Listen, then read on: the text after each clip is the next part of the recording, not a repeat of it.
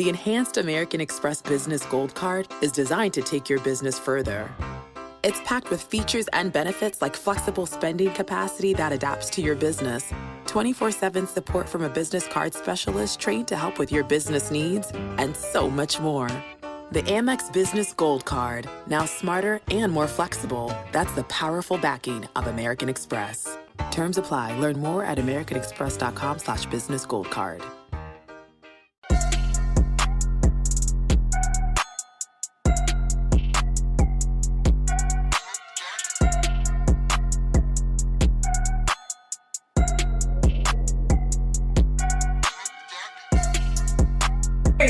Everybody in COVID. It's not funny.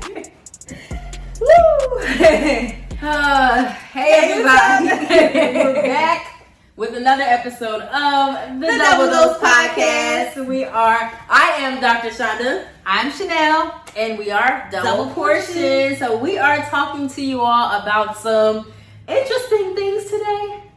Interesting? I'd say rather interesting. Entertaining. I would say entertaining. But before we get into that, I would definitely encourage you all to please leave a review if you're listening by way of Apple Podcasts. If you're watching by way of YouTube, we ask that you like, comment, and share. And of course, with whatever avenue that you're watching, we ask that you screenshot it, post it on your story, and tag at Shonda and Chanel. Yes. Shonda.and.Chanel, right? Yes. Okay. Perfect. So yes, make sure y'all tagging us. Make sure that you follow the show, subscribe to our YouTube. We can't wait to continue to share the love with y'all. Like, so excited. Dope. And Shonda, where can they find you individually? They can find me at the Paging Dr. Shonda podcast, on Apple Podcasts, Spotify, Stitcher, at Paging Dr. Shonda on Instagram, and Paging Dr. Shonda on YouTube. Awesome. And they can find me on Instagram at Chanel S. Reynolds, and they can follow my podcast at The Success Playbook Podcast on all platforms. Perfect. All right. What we talking about today? So we're going to go straight into our double take. Okay. So as you all know, double take, we call it that because of course we're two different people, two different opinions, two different takes. Okay. So this is the double take, and it's been a few weeks, but we're going to talk about Verzus. Child, we got to. A hot mess. We got to. Till my baby's born. Till my baby's born. One wish. One wish, one wish, one wish, one wish. Like, no, come on. No, it was to the baby's born that for me. Yeah. We have to recap this Verzus because we were talking about how this was a portion of our childhood. Yeah. Like listening to these artists, like, well, for us, like listening to it on the school bus. Fact. That was the only time that we heard secular music. Because we were talking about this. We were like, a lot of people were saying, hey, this was their childhood. And it was a portion of our childhood. It was a portion of But it. our childhood was what? I was on my way to hell. The devil. And Tone, like, what else? Oh, you are my personal Jesus. Hey. I forgot about that one. Without you, where would I be? Yo, I forgot about that song. Tell me why we can play it. Oh, it's coming so soon. No one knows the day or hour. Maybe midnight or early afternoon, but he's coming. What else? Nah, for real. That was our childhood. And of course, Kirk Franklin. And do you want a revolution? Woo, woo, or stop? It was more so the revolution era. Stomp was when we was mad young. Kids, Yeah.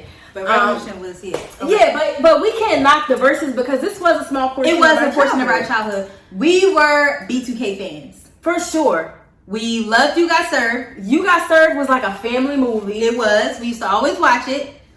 With our parents. Our parents loved it. We loved B2K. At home somewhere, we still have an autograph from J Boogie Lil Fish. Shout out to our older sisters. No, because listen, we almost cried when this happened, y'all. When we was kids, we have two older sisters. Both of them live in California, and they used to run into celebrities all the time. And it was like, yo, Sean and Chanel love Lil Fizz and J Boog, and they saw him at the mall one day, and they walked to him and got they walked up to him, and they didn't have a piece of paper. They had a blank check or something, or a check or something from a checkbook. It was definitely a check. Yeah, and they signed it. So Lil Fizz, we still got their autograph. Yeah, who was your favorite? J Boog. Really? Yeah, and I know Lil Fizz was yours. Lil Fizz was mine. Remember the celebrity basketball games? Lil Fizz, born on November 26, 1986. I thought that was gonna be my man. I was in love with Lil Fizz. Why do you know? Nah, for real. We used to get all the facts from Word Up magazine. Word Up, all the posters, all the Word Up was legit. Yeah. Yeah, but the celebrity baseball games, and basketball games. We used to pick out our outfits. Just in case Lil Fizz or J Boog happened to look up into the audience and see us. Yes, we wanted to look fly, and they were always lit. Like the baseball games. Yeah, Duffy's Hope. Yes, shout out to Duffy. We used to go every year, and it was dope. All right, so let's get into Versus. But yeah, B2K was a portion of our childhood. What? Nothing. Go ahead. Why are you laughing? Nothing. Okay, so we got into Versus. So the opening act of Versus was Ray J. Yeah, to my baby's born. Sammy, who was a small portion of our childhood was too. Also, because his song was I like the way you look. I didn't know he could sing the way he could though. Versus will take the blinders off of people, baby. It literally reveals who can sing and who can't. We'll get into that. Okay, Sammy and who's the other boy? Child. The little baby, Bobby Valentino. Okay, yeah, the little man. I'm sorry.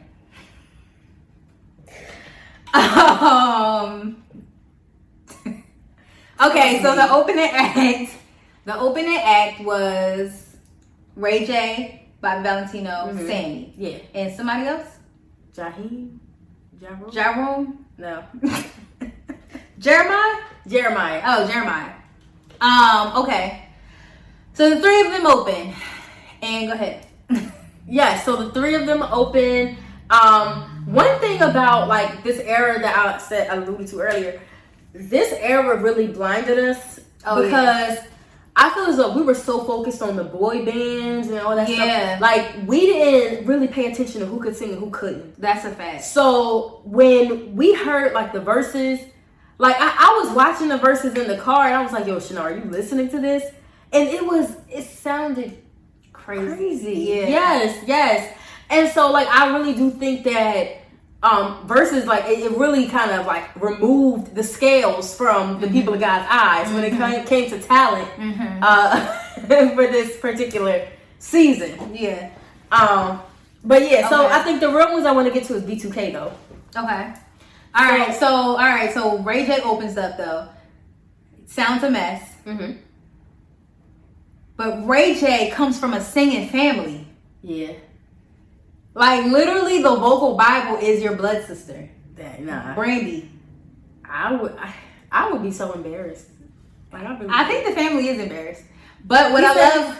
Go ahead. No, he said he's taking vocal lessons from his dad now to kind of train himself. Yeah, retrain himself. But what I love about Ray J is that he leans in. Oh, for sure. To being the butt of the joke. Yeah. That's Ray J. Yeah. Ray J's a whole character. He's endless content. Yeah. So he Joe Budden called him on his podcast. Yeah. Joe Budden, I'm surprised that wasn't on any other Shade Room didn't pick that up and all that stuff. But Joe Budden called Ray J on the podcast the day after the Versus. Or maybe it was the day after. And Ray J was like, yeah, Joe, I'm sorry, man. He knew it was bad. He knew it was bad. So yeah, that. So my thing is, when you messing up. Yeah. And he, in that moment, I wonder, when did he realize, okay, he was drunk. He was drunk. Yeah, he did admit to being inebriated. Yeah. So look, I mean, he probably didn't know until he woke up the next morning.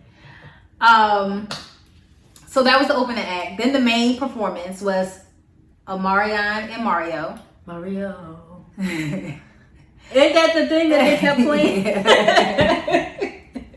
My bad, y'all. So Omarion and Mario went head to head on Versus. Yeah. Trying to figure out who could sing, who had the most hits. But again, because we were in that early 2000s era, Everybody everybody was was focused on boy bands. So everybody was leaning towards Omarion winning. I just knew Omarion was gonna win. I knew he was too. But I slept on Mario's vocal ability. I did not know that young man could sing the way he could. Do you have a clip or anything? I don't. I don't. But yeah, I did not know that young man could sing the way he could. Yeah. Like he's... Yo, Prime members, so check this out. We are here to talk about our favorite thing in the world, and that is Amazon Prime. That's right. We all have different interests, but there's one thing that brings us together. Prime. As members ourselves, we found ways to maximize our Prime benefits to get the most out of our passions. From fast and free shipping, streaming of movies and music, and even exclusive deals and discounts, Prime has it all. And what's great is that you can use all of these services to elevate your hobbies and interests. Whether you're a bookworm, a fitness fanatic, or a gaming guru, Prime has something for everyone. I promise you that. So go ahead, explore and indulge in all that Prime has to offer. We promise you won't be disappointed. Time to get more out of whatever you're into. Prime. And that's that on that. Very clean. Like he has good range. Good vocal control. Like all of that. Yeah. It is like as a kid, 11, 12-year-old me, I'm not listening to a Mario. I'm listening to, I'm watching B2K. Right. Or, you got served. And 106 in Park. Yeah. So, but, you know, like we said, some ugly truths got revealed during the Versus battle. But let us know who y'all think won. Because there might be some people. It's a landslide. But there might be some people who think that Omarion Okay. won. I don't know. Okay. All right. So you said some ugly truths got revealed. Yeah. So talk to us about that. The next morning, Omarion posted something. It was something that was like kind of shady towards his band, B2K. Like he said, and as for my 3 background dancers or something, he referred to his band members is what happened. of B2K as his background members. He did that in response to what the B2K members posted. So J Boog, Lil Fizz, and Razzy, all members of B2K. Okay, yeah. They all posted the image of when David Ruffin, I think, realized who he was in the movie. I don't know if I have the names right because don't take my black card, but I haven't really seen 5 Heartbeats like in its totality. Okay. I've seen clips, but the in its totality, I have not seen it. But they posted an image of that when the dude found out who he really was in the group, that he wasn't that important or whatever. And with the caption, "You got served." So everybody posted that. They all 3 posted, "You got served." I didn't hear about that. Okay. Yes. They all 3 posted, "You got served." Yeah. And that's what warranted Omarion's his rant. Yeah. And he was like, "To my 3 background singers, y'all were always praying on my downfall, blah, blah, blah," because, you know, he was the most popular or whatever. Oh, I didn't know that. Yeah. Okay. But you know, Chanel, the crazy part is like Omarion's one of those people who always like presents as being very zen. Yeah. I'm gonna meditate, gonna wear my crystals and eat my watermelon and all that good stuff. Crazy. But yeah, all that stuff. But when it came to this, like, he was apparently very bothered. Yeah. Very bothered. Yeah. So go ahead and breathe with that little caption. But in response to that, J Boog posted, I'm gonna read the tweet, everybody. Okay. And y'all, just make sure you follow her because this young man does not use punctuation. Oh, so Lord. just do your best and sound it out and we'll follow you. Okay. It's sad when you see ones you grew up with, but also you grew up turn out the way they do. Okay. The wise, I don't know. Okay. The wise one, something, you shouldn't have been in a rush to skip class. Now you are a 5th year senior playing ball with a GPA of 2.3, barely passing. If this don't work, remember the kids you clown for not having the fashion, but at the award ceremony in the school, they were the ones winning principal honor rolls? Yeah, you were cool then, but they were focused. That'll get them. He didn't write that. That's probably going to be your boss in the future. It probably sucks to be a slave to something you gave your life to but never mastered. Wow. Now you stuck. Ooh. in this curse word with no other options. To be on top and now your view is from the bottom looking up. Admiring your spot you once held, not able to conquer it ever again. Time spent in a selfish mindset, not valuing the gems right next to you. He talking about B2K. Yeah. Learning something. Go no knowledge from the geniuses among you. At night, I know you wonder to yourself, what am I doing wrong? To not accept the blessing that was put into your life. A life that me and you know you were living. You're ungrateful. Fame is a drug. I know when we were together as a group, you wanted to be the most famous, aka the most favorite. But that wasn't the case. Fizz and Boog were the favorites, that's a fact. That's very much true. And you couldn't understand that because you sung all the leads by old school group design. But the guy who only talked on the track and in interviews, me and the other guy who rapped on our singles, Fizz, were getting more love than you. That's not my fault, but I never was mad that I could sing on your level. Don't know what that says. But never had the opportunity or something like that. Okay. I was just a young boy from Compton, happy to be a part of the group and out of my situation. I was always more of a talent than how I was used, but yet I'm still grateful. I was a part of a machine. You give off the impression as if you've done me a favor. Shall I take you back to when, because of your vocal, we visited every record label in the business and was turned down twice? N-word, you was singing in the background for a minute when Max Goose brought in another lead singer to try and make the record sound better to help him try and get us a deal. And when that helped him, and when that happened, who stood for you? We did. And we went to management and said, we rolling with O. We not bringing something. We stood by your side when we were told if we didn't get a deal on our next meeting, we were getting dropped. Now let's think about those odds per the history of our other meetings. This thing we call B2K was never the Omarion show. It was more like a circus, and each guy brought a special attraction, and collectively, it was fun to watch. That's true. Watching you only lets me know that you were not really paying attention to what was making you Omarion, because without us around, it's clear you can't tap back into him. Wow. You look lost. Almost like you looking for us to feed off of. I think that was the last one. Wait. No. You were never a solo artist. Oh, You are a fame hog and that got the best of you. The fact that everyone wasn't showing you love, I don't know, you're crazy because you were giving it all you had. Standing next to us was really hard for you. So you took your opportunity to leave and only be seen by yourself. So if anybody showed up, even if it was 5 people, they were there to see you. To be a part of a brand that is bigger than you is hard for you to accept. But one who tears down his own work is a poison individual. To call me a background dancer is funny. Shall we discuss the truth behind how those records were really made? I was there and you were not in the booth for a lot of the vocals that were put on. OMG.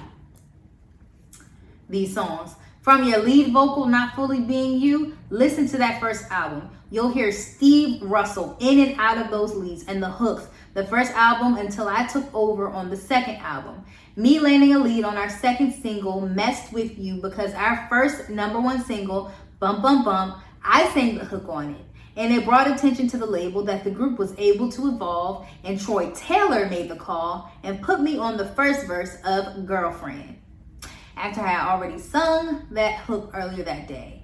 Okay, do we need more? no. We good. We get the point. Jeez, he wrote a dissertation. Woo. He wrote a whole dissertation. But you know what? Child. He said a word. Like He did. he said a word, and you know he's not lying when it comes to Fizz and No. J Boog being like the ones They that were the favorites. Really Yeah. yeah. They were definitely the favorite. But I think people can learn a lesson from this. I do too, because the way that he walked up in there with his props and his watermelon and just like trying to mesmerize everyone, thinking that he had this in the bag.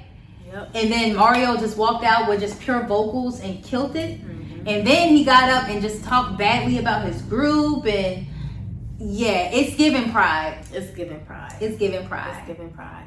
But you know, like even like the wardrobe changes and yes, the hair changes.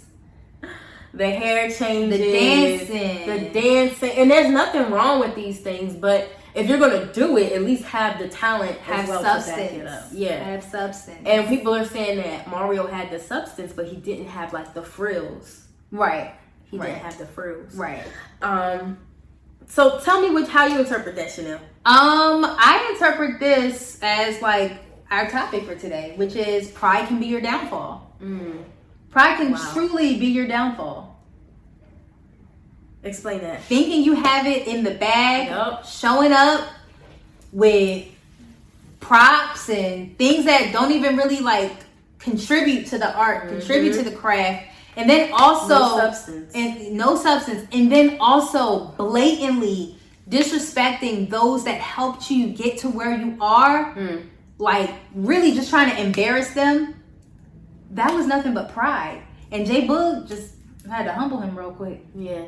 But you know, like as I'm thinking about it and I'm kind of like putting it into the perspective of like believers, like of course pride can be our downfall, but think about it from the context of those who like have an anointing and who don't need like the frills, right? Right. Like you don't need, you know, all the extra stuff. Illustrations. Yeah. But and there's nothing wrong with illustrations. Nothing wrong with illustrations. But can we get back to the word? Right. Yeah. You can't have a good illustration and no word. Like, okay, where's the context, sir? Like, what? Right. Where is this going? And so, like, you know, it brings to my remembrance something that Dad has said, where he was like, oh yes, what? Meat, gravy. No, that too. But the absence of prayer is an indication of the presence of pride. Basically, stating that if we're not praying, we're not going to have the substance to do the will of God, to do the things that we need to do in this lifetime. Right. And so I think that, but that statement is also saying that the absence of prayer, if you're not praying, pride is going to creep in sooner or later. The way you stay humble is to stay on your knees, exactly, and to stay before the face of God. Exactly. And so, and that's why we have to like.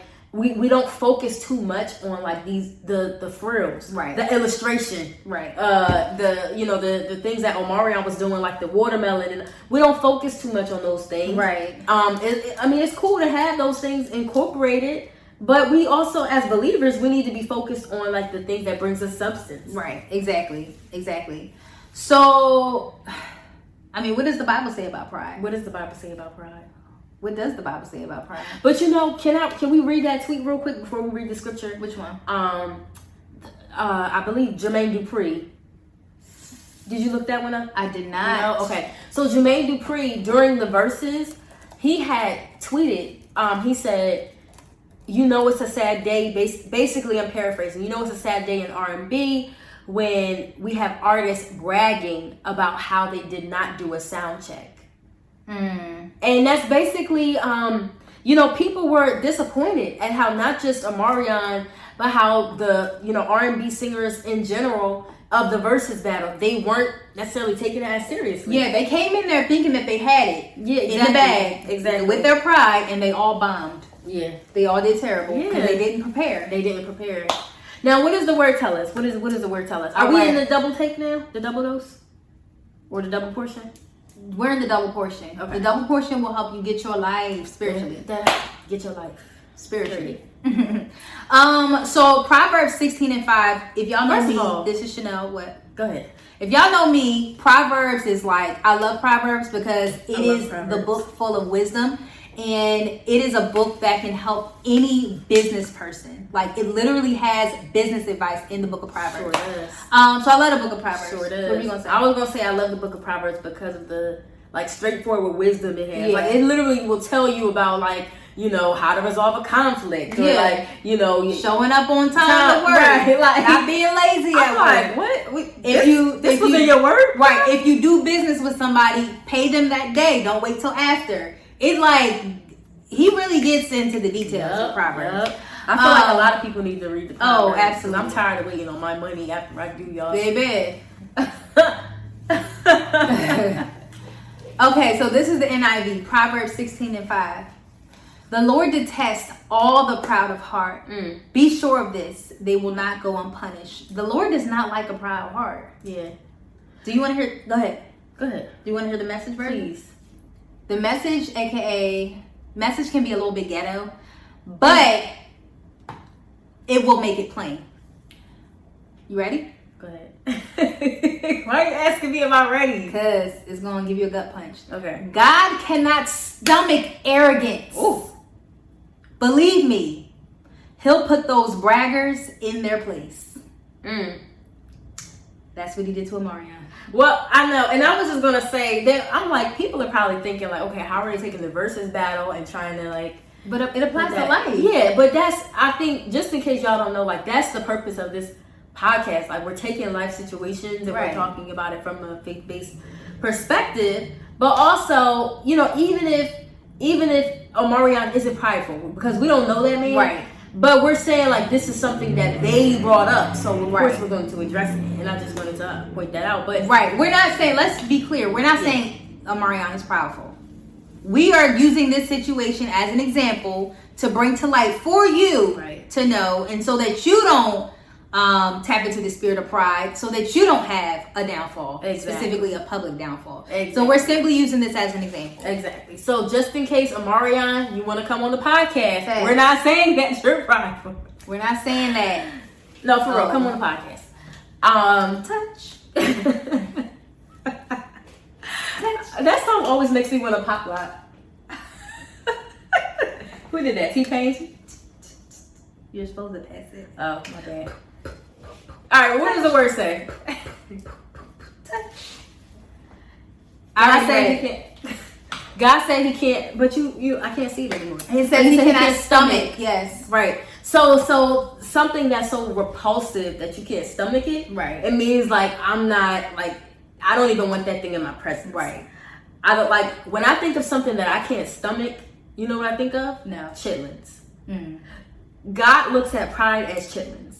Mm. Like seriously, like this is something. What? Nothing. Seriously, like this is something that he cannot stand.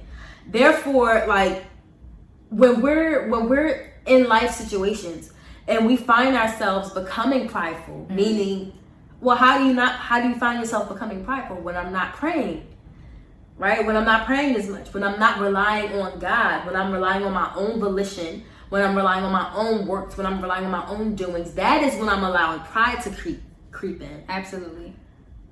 And that is how we know, like, okay, this is repulsive to God, and we need to check ourselves. Right. That's a word. Absolutely. So get rid of that pride, y'all. Get rid of that pride. If you have it in you, get rid of it. If it's not in you, stay on guard so that it doesn't get in you. So that was the end of our show. Man, that was good. Let us know what y'all think about this. Yes. And listen, if y'all have questions that you want us to answer on the podcast, please feel free to do so that we can answer them as soon as we can. Yes. All right, y'all, we're tuned into the Double Dose Podcast. Don't forget to leave us a review, like, comment, subscribe, take a screenshot, and post it in your IG story. All right. See ya. The Enhanced American Express Business Gold Card is designed to take your business further.